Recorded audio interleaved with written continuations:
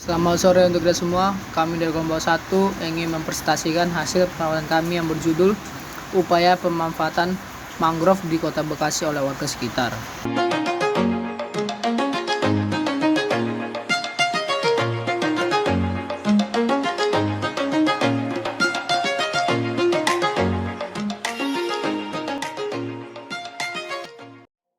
Adapun topik hari ini akan kita bahas adalah latar belakang, perumusan masalah, hasil dan pembahasan, serta simpulan. Latar belakang pada kelompok kami dapat dijadikan beberapa poin. Yang pertama, menurut Undang-Undang Republik Indonesia Nomor 41 Tahun 1999, kawasan hutan merupakan wilayah tertentu yang ditunjuk dan atau ditetapkan oleh pemerintah untuk dipertahankan keberadaannya sebagai hutan tetap. Menurut Kementerian Lingkungan Hidup dan Kehutanan yang dikutip dari Info Publik menyatakan luas hutan di Indonesia sekitar 125,9 juta hektar atau seluas 63,7% dari luas daratan di Indonesia. Menurut Tatung Didi Radiansyah yang dikutip dari PPID 2017 menyatakan bahwa 1,8 juta hektar hutan mangrove dalam kondisi rusak. Kondisi ini dapat dilihat karena hutan mangrove di Indonesia sedang mengalami masalah utama, yaitu sebagai alih fungsi lahan. Menurut Linsa 2017, potensi hutan mangrove dapat didukung karena wilayah Indonesia yang terletak pada garis khatulistiwa, serta Indonesia juga memiliki banyak pantai yang dapat dijadikan sebagai lahan untuk ditanamnya hutan mangrove.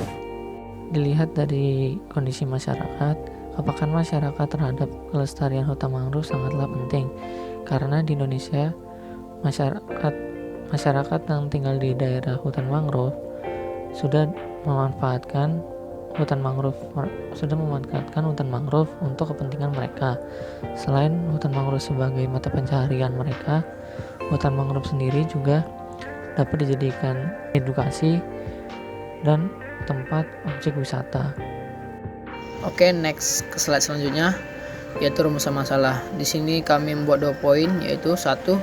Bagaimana upaya yang dilakukan oleh warga sekitar dalam melestarikan hutan mangrove.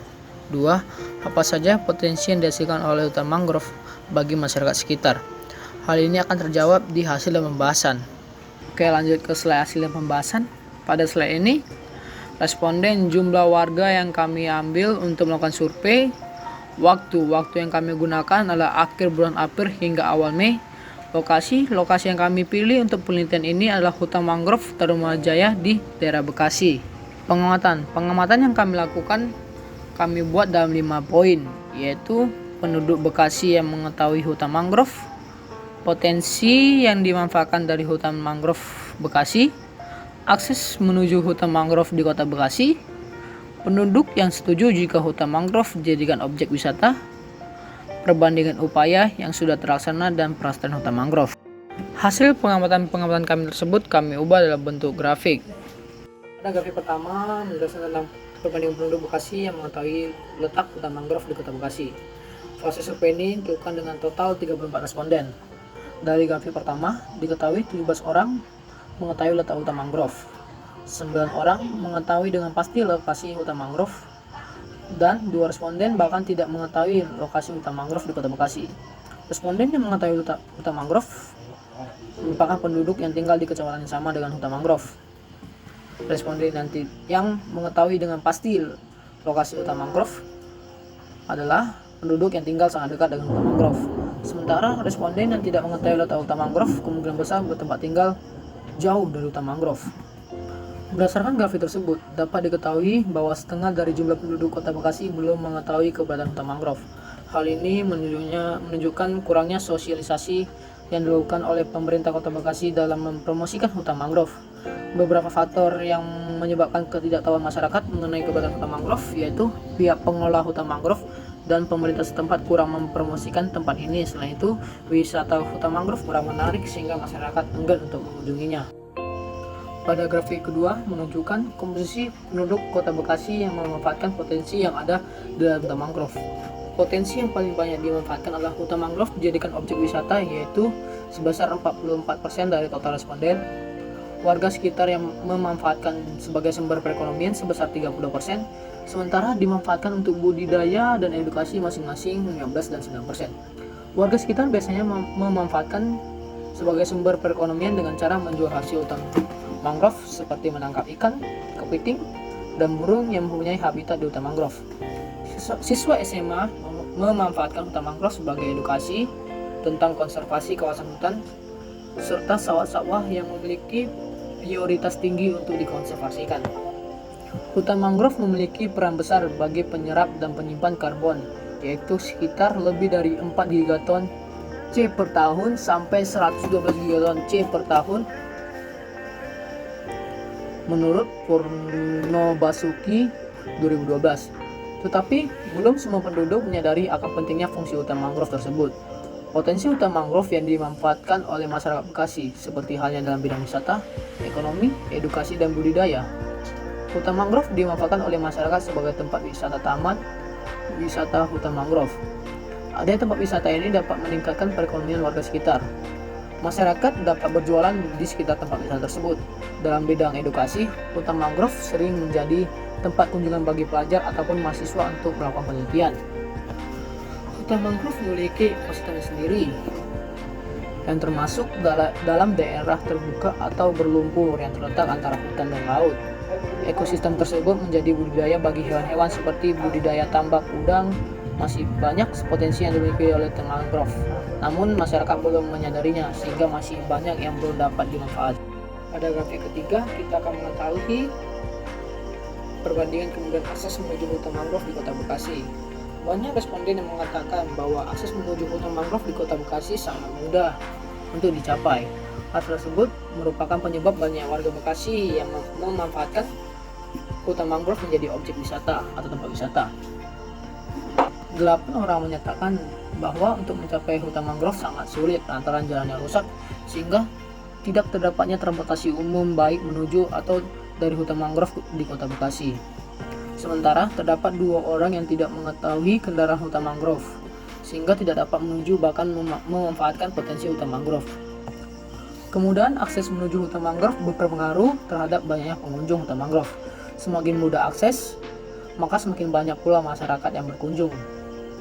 Semakin sulit akses dapat diketahui melalui kondisi jalan dan transportasi yang ada untuk menuju hutan mangrove tersebut. Hutan mangrove yang ada di Bekasi ini termasuk mudah dijangkau karena kondisi jalan untuk menuju tempat ini terbilang baik. Selain itu, transportasi menuju tempat ini banyak pilihannya, bisa dengan kendaraan pribadi atau kendaraan umum, sehingga masyarakat tidak mengalami kesulitan untuk menuju hutan mangrove di Kota Bekasi ini. Pada grafik keempat, kita mengetahui perbandingan penduduk yang setuju jika hutan mangrove dijadikan objek wisata. Sebanyak 47% dari total responden setuju jika hutan mangrove dijadikan objek wisata karena suasana hutan mangrove sangat nyaman apabila digunakan sebagai pelepas stres akibat kepenatan ketika bekerja, serta biaya untuk masuk menuju hutan mangrove sangat terjangkau.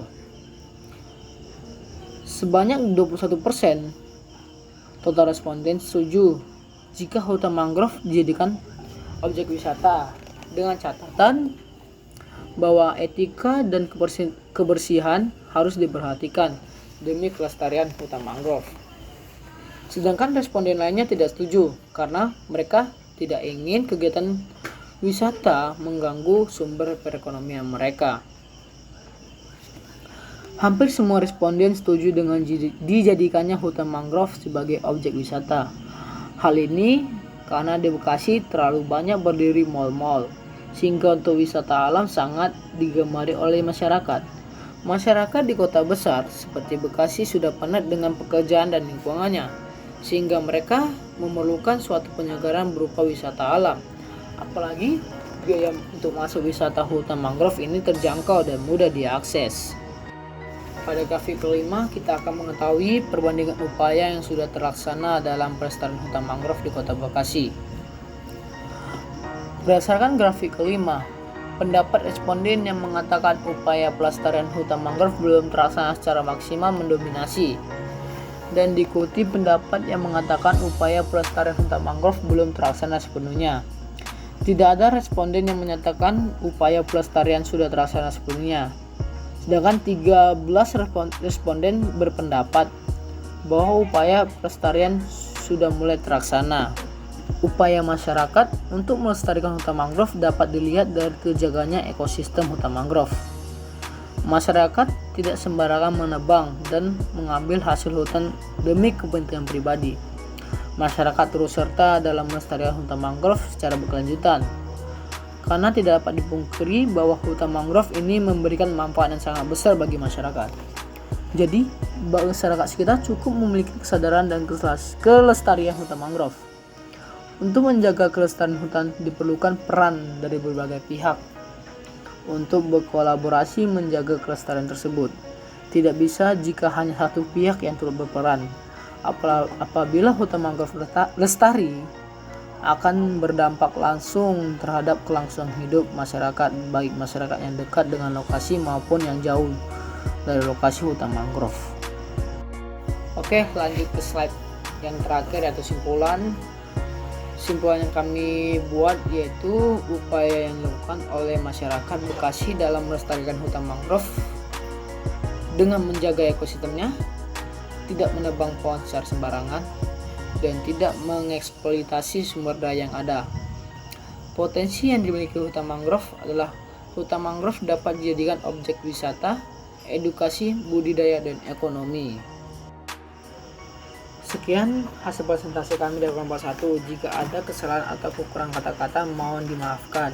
Sekian dan terima kasih.